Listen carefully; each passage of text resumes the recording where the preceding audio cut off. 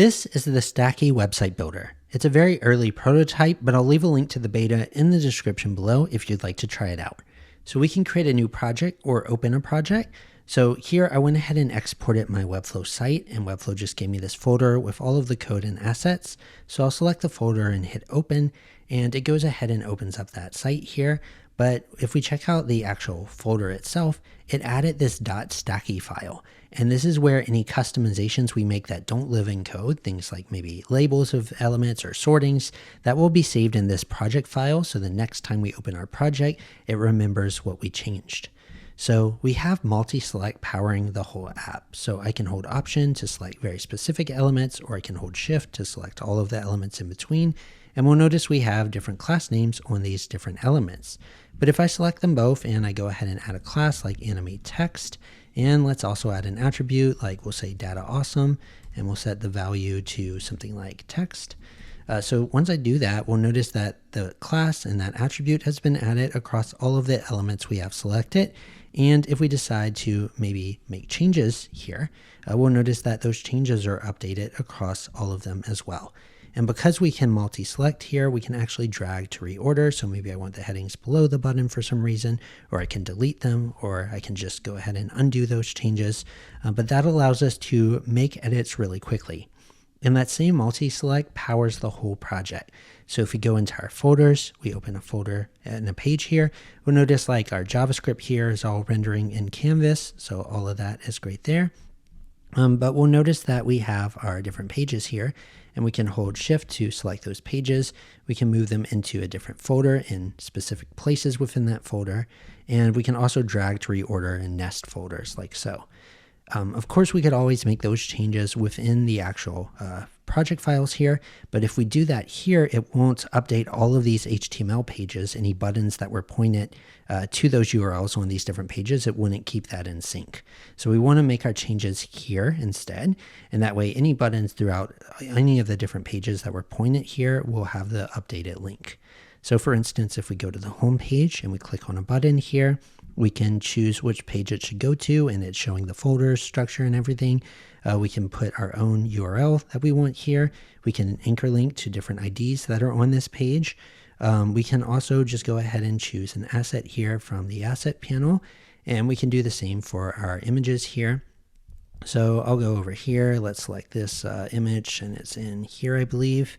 And we'll go ahead and choose inside the visual.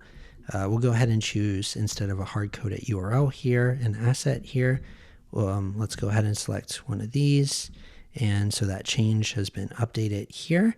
And we have that core structure set here. So what I'll go ahead and do is, let's go to the asset panel. Let's go into our images. We can hold Shift and select those images and drag to reorder. We can rename them. We can hit delete key to remove them.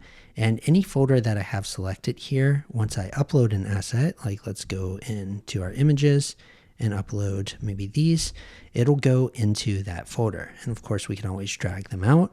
And we'll notice that these images, what it actually did here was just add them into the actual project folder here. Now, if we were to take a new image, like maybe this one here, and just drag it into the project, what we'll notice is that that is actually updated and it's in here. So any changes that are being made to our project, whether it's updating our project code, it's adding new elements, reorganizing folders, that's being synced to the app. So we could have AI editing this website, building it out, and we would be seeing those updates here. We can make changes, and that way the next time AI runs, it has the latest updates that we made here. For our variables here, it's the same thing. We can hold Shift to select multiple. We can create groupings here, so I'll call this swatches.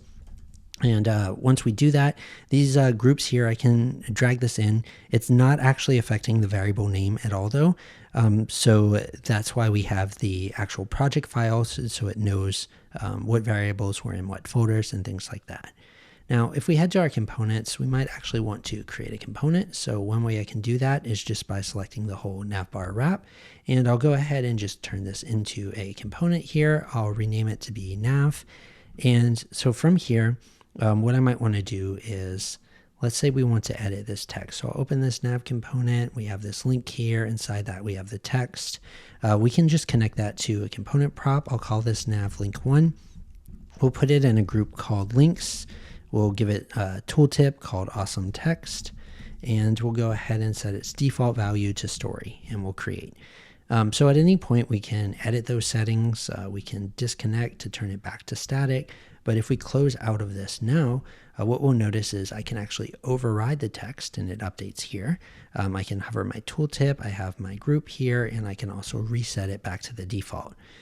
So what we'll notice is if we go to, let's say we open up this page here, we have this navbar here inside of the page main.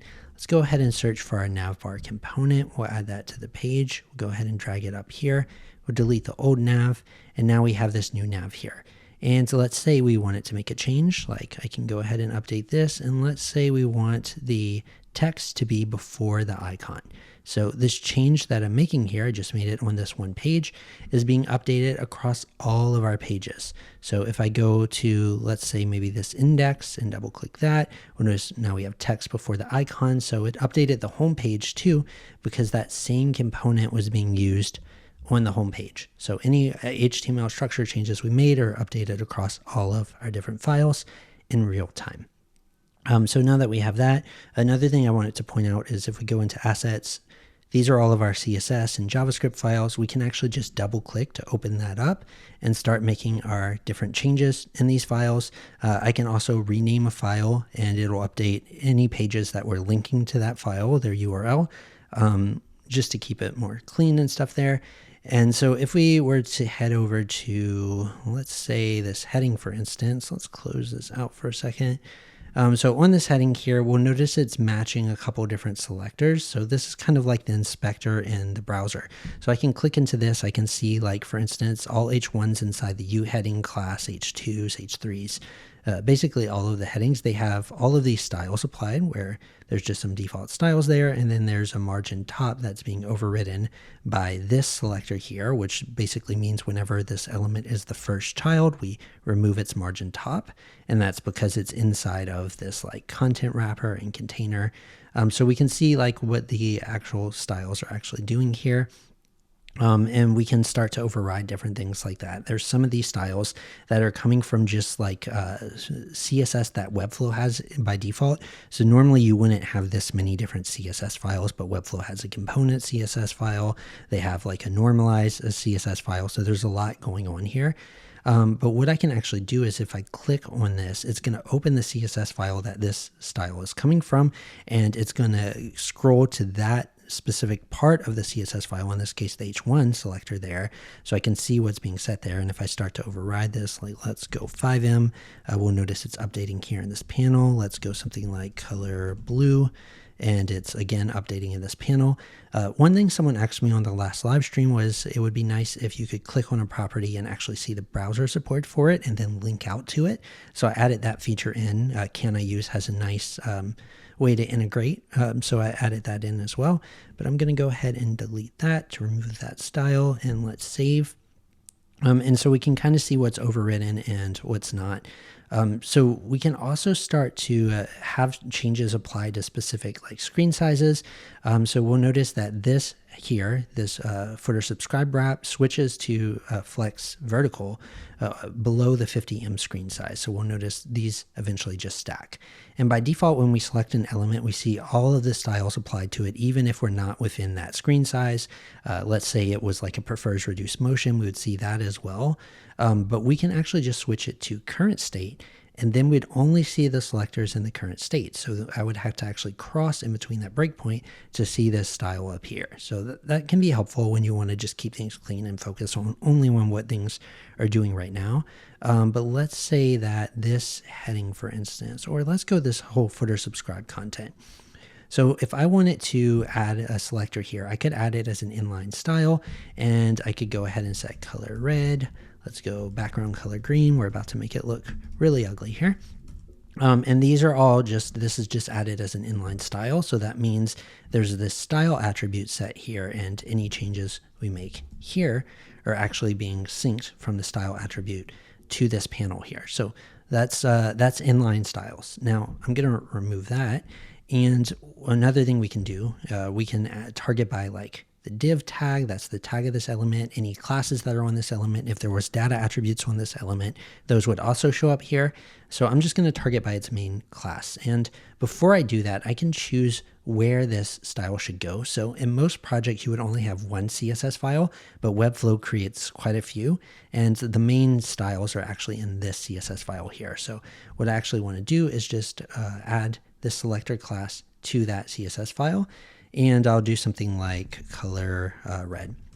Okay, so this right now is applying just by default, but I can actually wrap this in a query, and it could be a screen size query. Notice how it's pulling all the different screen sizes that I've had so far.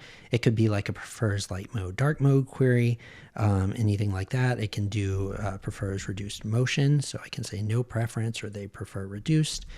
So let's say when the user prefers light mode, because my browser is dark mode by default. So we'll notice that the color here is red because the user does not actually prefer light mode. And if I switch it to current state, I won't even see that selector.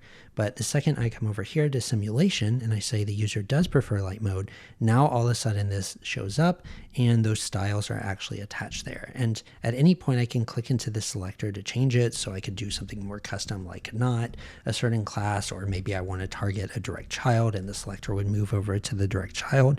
So we can do anything that CSS can do. And if we open up this file here, we'll notice that it just wrapped this in a prefers reduced motion there. And if there was other selectors that also prefer, or not reduced motion, actually color scheme light, they would move into the same match media. Now we can also chain this, so I could wrap this in another, like let's say, and also it has to be a device that supports hover. And so now I have the light and the supports hover, and then we can even nest queries inside of a selector. So if I do something like, let's say, what are some of the options we have here? Let's just do a simple screen size. So we'll do this one here. So it nests this screen size inside of the selector like so. So there's all different kinds of ways we can combine this, and it'll put the selectors it needs into the right place. Now I'm just going to switch this to all, and we'll go ahead and remove some of that stuff because don't really need that. And yeah, so that is pretty much the selectors. So to actually install this, I'll leave the GitHub link in the description below. You can grab whatever the latest version is. If you're on Windows, you'll want to download the Windows version. For Mac, you'll want to go ahead and download this Mac version here. And once we have that downloaded, we can actually just open it up here. And what I want to do is double click. I'm working on getting the Apple developer license for this. So let's drag this into applications. But in the meantime, if we open up applications and we try to open this, it's not actually going to allow us to open it here. Let's see, it's trying to verify. Yeah, so it's asking us, so I'm not going to move it to trash. What I'll do instead is just open up terminal, and I'll go ahead and just paste this command here. I'll leave, and that just allows Apple to trust this app in the meantime. And then from there, now I can actually double click and open the app the right way this time and start to use it. So yeah, I'd love to get your feedback on what your thoughts are and if you think something like this would be useful.